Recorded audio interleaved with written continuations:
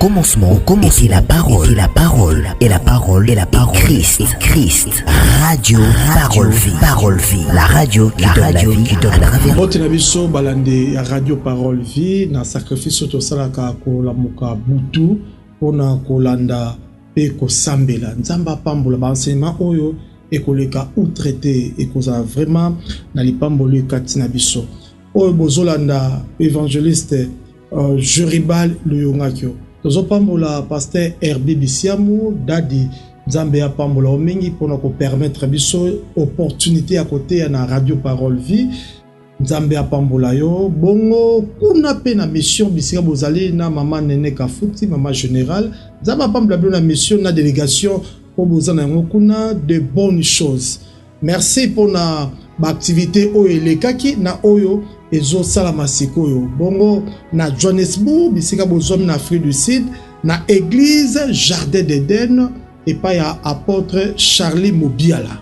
nzambe apambola bino deux mercredis et c'est mon avis sur ezali parce que ba mercredi oyo ekoza une grande bénédiction pour na bana ya Johannesburg na deux mercredis ezali les 11 c'est-à-dire mercredi les 11 mercredi les 11 biso le leza mardi lobby mercredi le 11 juin bongo na mercredi ko ya semaine kuna le 18 juin de dadi Herbi azali kuna pe bazali na mama Nene Kafuti général pona musala o monene nzambe apesi bango ya kosala thème o bako partager kuna ezali refuser la réclamation satanique de mercredi o ezali ba mercredi efficace et ba prière intense biso pa na Johannesburg biso pa na Afrique du Sud toko makuna pona tozwa mapamboli ba prière de délivrance na liberté o Yesu abombel biso parce que thème o ezolobama ezali thème ya motuya soki ongi okoma na adresse ya église Jardin d'Éden numéro oyo ya kobenga pona adresse ozo yango malamu obengi na plus 27 73 29 21 156 soki bobengi bokozwa bandeko o bazali disposé pona koyeba ko expliquer adresse ya église Jardin d'Éden et sika pasteur na biso apôtre Charlie Mobiala azokama nzambe apambola bino na mission o bozana ngokuna bongo na ngambu ya Angola l'homme de la foi a quitté déjà Angola c'est-à-dire le révérend évangéliste international Jean-Paul Mayata le pasteur de la foi l'homme à la technique multicolore nzamba pese ba grâce ebele ye azali na Ojaenda esika lingomba ezali et puis à cause de la foi Luanda déjà mardi à lelo o biso tozoteya c'est-à-dire pourquoi il y a mardi o ya lelo na 15h juste biso nyonso bana ya Luanda bolanda adresse oyo Ojaenda parage Mawete c'est-à-dire arrêt Mawete na direction administrative en face il y a dépôt ya Masanga église na biso ya CFC Luanda ezawana bisika pasteur Luyeye Pedro Azokamba nzambe apambola l'homme de la foi na délégation oyo bazali kuna musala malamu biso pe tozo sambela pona bino pe kuna boko sambela pona biso parce que dans l'esprit tozali un thème o tozo partager na butu ya lelo ezali pendant la nuit lokola pe to na butu bien que to bandi tongo mais lokola molili ezali ya ontobi pendant la nuit tika to sambela pona lokumu na nkolo Yesu Masia soit glorifié sunga biso toteya na kimia molimo santo oindre biso pona kopambola mabota dans le nom de Jésus-Christ de Nazareth amen.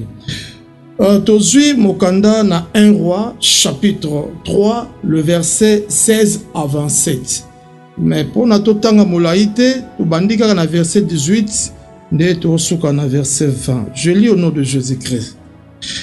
3 jours après cette femme est aussi accouchée. Nous habitons ensemble. Aucun étranger n'était avec nous dans la maison. Il n'y avait que nous deux. Le fils de cette femme est mort pendant la nuit parce qu'elle s'était couchée sur lui. Elle s'est levée au milieu de la nuit Elle a pris mon fils à mes côtés tandis que ta servante dormait. Et elle a couché dans son sein. Et son fils qui était mort, elle a couché dans mon sein. Bien-aimé, ezaki na basi mibale, bazaki ba prostituée. Ba se retrouva ki na ndaku moko, ba vandaka ba mibale, étranger za raté. To ebi ba prostituée, ba ndumba ndeni ba memaka vie na bango. Bazali na ndaku na bango, bazo vanda ba mibale, basaka makambo ba mibale. Bongo bazwaki bazemi ndenge ba bimaka na mibali. Bazwaki bazemi ba mibale. Oyo mosusu na surnommé prostituée A. Aboti mwana mobali. Et l'équipe 3 jours après, prostituée B. Aboti mwana mobali. Bongo ba continuer ko vivre. Nabutu moko. Pendant la nuit, mosusu wana alalelaki mwana na ye. Toyebi tant olalaka to se contrôlera te. Okoke na gauche to pe na droite. Bongo ye azaki imprudente. Aki kola ila mwana. Tango asutumuki kaka na kati ya butu wana, a comprendre ke oya ye mwana akufi. Atali voisine na ye. Ye pe na pongi. Mais azo protéger ya ye mwana. Alali kaka kote moko. Habité ngala kozwa kufa te. Akei ko changer mwana wana. Pendant la nuit, a changer mwana. Azui oyo ya bomoi. Akei na ye na sen na ye, a côté na ye. Atikeli ye kufa tongo etani. Mwasi wana prostituée a remarqué que mwana oyo yo akufi. Mengai na bouge te na butu. Oaza mwana ngate. Atele longi na ye. Abi oyo mwana ngate. Akei koluka roi. Roi Salomon. Tanga combien bi mokonzi. S'il vous plaît, pardon mokonzi. Tala mwansoyo. Alaila ki mwana ye. Ndenge li solo ekei. Roi talibasi mibale. Abi qu'est-ce qui ne va pas? Oyo nini ekomeli bino. Mwanso azolela bi mwanoyo. Aza yangate. Comment est-ce que la femme prostituée a découvert que mwano azaki ya kukufa, azaki ya yete? Mosusu na munoko makasi. Oyo ya bomo ya ngai, ya kufa nde ya ye. Bien-aimé dans le Seigneur. Et le koni biso to tirer na kati ya lisolo oyo ya basi mibale ba prostituée. C'était pendant la nuit. C'est quoi la nuit? La nuit, c'est une période quotidienne durant laquelle le soleil est sous notre horizon. Il fait noir. Quand il fait noir, c'est la nuit. Et c'est la période, moment, espace et temps. Où ezaka mikolo na mikolo. Où ezali que moi et s'est retiré. Moi ezali souté. Bongo molilinde ezingeli. C'était pendant la nuit. Dans nos vies, il y a des moments, des périodes, de temps où la nuit, il fait sombre, il fait nuit, il fait ténèbres. Un moto, azo se contrôler. Parce que na butu, moto deux fois. Parce que ça kolala. On a un repos. Mais attention, il y a un moment où ma pambole change jamais na malédiction. Parce que tant que moto azo lala, esprit mabé, le mauvais esprit, les diables au top. Satana a la raté. Parce que mon livre l'a raté. C'est pour cela que notre Dieu, celui qui garde Israël, ne dort ni ne sommeille. Pendant la nuit, Satan a changé les pamboli, yabana nanzambe a passé malédiction. Yango moni dadi alobi refuser la réclamation satanique. C'est ça les ténèbres. C'est ça la nuit. Pour que moto oyo akei ko vanda na molili akomona mosika na ete. Mota molili bisika molili ezali okoki komona à côté te. Des fois mona za na gauche tope aza na droite. Okoki ko niata ye to mona ka même na ndako so ko katani molili obosani même porte sa ko bimela. La nuit, pendant la nuit. C'était pendant la nuit. Oyo esali que moi si oyo a changer moninga mwana. Azui kufa a posé à côté. Azui bomoi a longoli. Nana changea yo. Kufa, bisika bomoi ezalaki. Vous ne remarquez pas vos vies, nos vies. Toujours remarquez. Ozaki malam. Ozaki na mosala. Ozaki na santé malam. Obandaki na okobota malam. Libala ezaki bien et sengona mobali na yo. Mais qu'est-ce qui est arrivé pour que libala on a épanzana? Pour la divorcer kota. Nana côté c'est le divorce. Mais c'était pendant la nuit. Parce que pendant la nuit, moto azaki diba. Oza vigilanté. Oza imprudent. C'était pendant la nuit.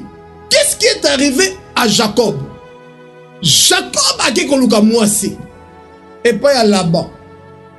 Ba pesi mobeko 7 ans de service. On a OP Sabiso ba sali yango na forme ya dot. A travailler nde bayokanaki. Mais ça pointe qui mwasi abi Rachel. Papa na Rachel là-bas andimi. Mais mokolo moko, c'était pendant la nuit. Oyo Jacob tango fête, là-bas ça ici fête. Ba beti mololo, babi tata oyo a fouti doti na ye parce que a travaillé pendant 7 ans. Mais tango komi ba pese mwasi, ba te voile. Yebe azui mwasi ake na ye pendant la nuit. Boko tuna ngai, est-ce que papa Jeribal a mona kite ki wana zaki Léa et sika ya Rachel?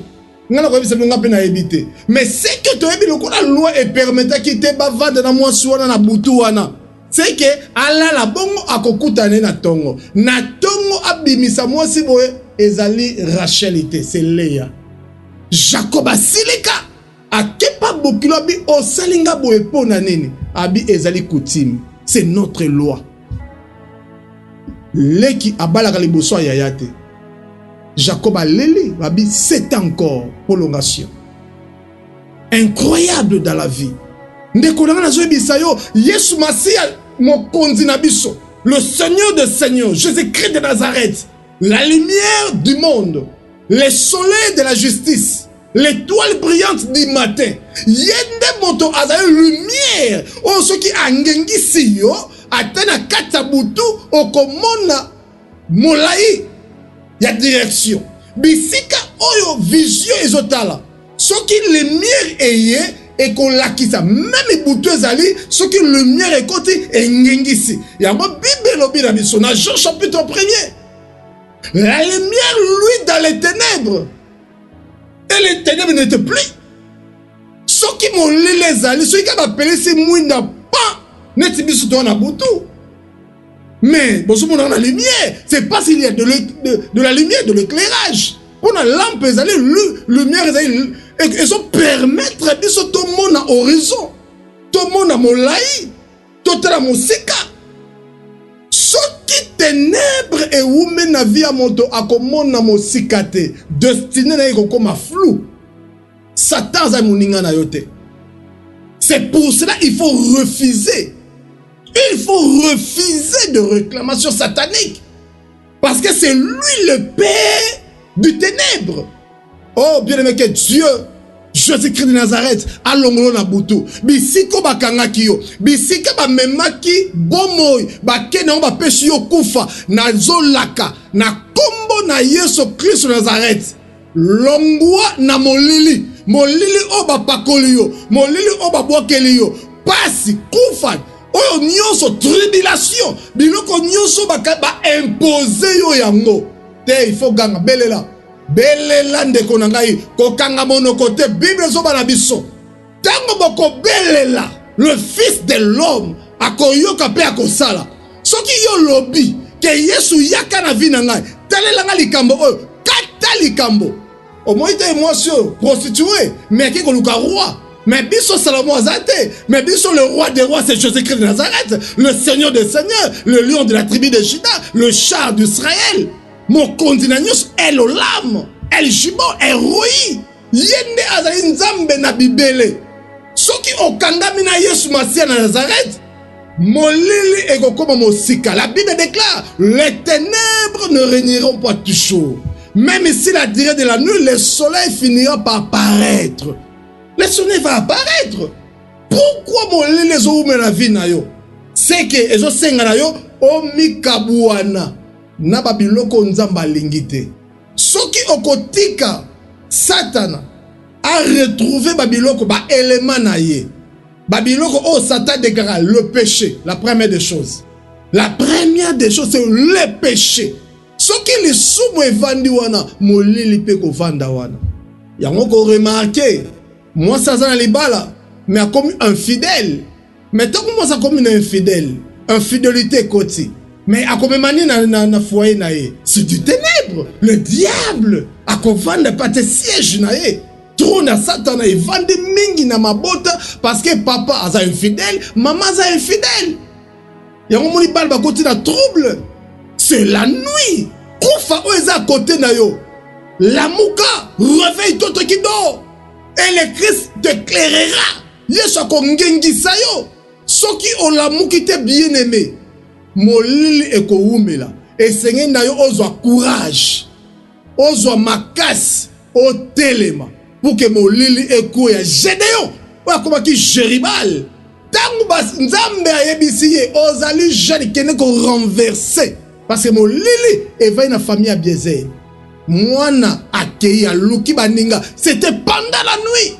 Nakata butu esengi olamuka kolalaka te merci na yo lamuka katango nyonso 2 heures 3 heures olamuki ozona na parole vie ba prière nzamba pambola bino nyonso parce que tango olamuka wana tango biso toza kolamuka bino boza kolamuka tozo bondela nzambo alalaka te akokata likambo na yo ya moni femme veuve mobala kufa mais abi juge unique okokata likambo na nga bino bidini jour, midi, soir, nuit, azozonga, kolembate, je vous encourage, prenez force, allez-y, Satan, atozo mona ene za makasi te David a koisaka ye, Goliath ngambe mobali, David a 5 pierres, mais libanga a mort de koisa ye, kobanga te Jésus-Christ de Nazareth, notre Dieu. Il est le lion de la tribu de Juda. Et la pierre angulaire, la pierre qu'on avait rejetée est devenue le bronze pas de l'angle. Yesu mase libanga. Yende senge bisuto laila. Ya momoni tango Jacob akeko laila libanga. Ateka motuna libanga. Nzamba pesi ndoto. Bethel. Mokolo Bethel sama ya mwana. Azoba ange bazo kita pe bazo mata. Nzamba zo répondre pe azo zoya biso. C'est-à-dire en fait, cette communication, cette communion avec Dieu, et c'est ce qui Yesu a trouvé place na bomo inayo, na libota na yo. Que Dieu vous bénisse.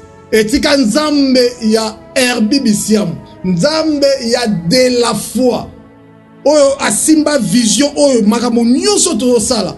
Nzambe amona bino Yesu Christ Nazareth apambola pe a libéré bino na kufa eumela te na bomo na bino etika bomo oba yibaki ezonga bomo nyonso bakendaki na yango ezonga bino au nom de Jésus-Christ de Nazareth soki ezali richesse soki ezali travail eza mokanda ozaki na mokanda no malamu mokanda bayibi ozomona soute ba voyage commerce oh nyonso yo bana ekosala e bana okei malamu mais lelo commerce esimba soute ozo comprendre de nini komelingai kelasi ya bana mayele bazaki mayele bazozo ba point ya ebele ya bien mais pourquoi bana bako bazoba te bate ba changer yo bana soko zoe bate ba changer il y a un changement que c'est fait ba longoli bomoy ba kotisi kufa tango yozo mona moninga za à côté yozo sepela oui attention tango yo lalaga akoki ko changer li pamboli na yo apesio malédiction yango diable aza muto ya confiance c'était essayer ko chasser yango bila biso chasser le diable Yesu a ce pouvoir de marcher sur les serpents, les scorpions, toute puissance de l'ennemi et rien ne pourra nous nuire. Avec Jésus-Christ de Nazareth, nous ferons des exploits. De ce par-là, Yesu Masia a contrôlé Vinabiso. Le Saint-Esprit, l'Esprit de Dieu vivant, il a contrôlé Paraclet. Asala bisongolu pour que mon lili evandate na bomo inabiso. Pour que Satan azkanga bisaka na ye pe abima na bomo ya moko na moko. Yozo na biso tika Yesu Masia pambola yo. Yozo na biso tika ba barrière nyos bataki liboso na e bukana au nom de Jésus-Christ de Nazareth. Que Dieu vous bénisse. Merci na Moussa Mounene Oyo. Tozo sala na kombo na Yesu Masia. Na pamboli David Mputu, na pamboli DG Chris Kundenga. Que Dieu vous bénisse. Baninga nyonso. Nzambe a pambola bino. Bino bozo sala mission. Que la main de Dieu vous bénisse, vous protège, vous garde là où vous êtes. Nzambe a sala bikama. Molimo mo santo. Azala mndeko na bino. Azala ami ya musala. Pour que musala wana aimé ma réussite et succès. Si kato bon la Yesu Masia pour maman na yo Yesu pambola o ete bay o bazola na biso bazala libre. Il est écrit si le Fils vous affranchit, vous serez réellement libre et que la réalité de la liberté est bako touché et impacté bomo ya moko na moko dans le nom de Jésus-Christ de Nazareth. Amen. Ezaki Abino évangéliste Jeriba Louyonak. Que Dieu vous bénisse. Au commencement, était la parole, et la parole, Christ. Radio, parole vie, la radio qui donne la vie à travers la parole.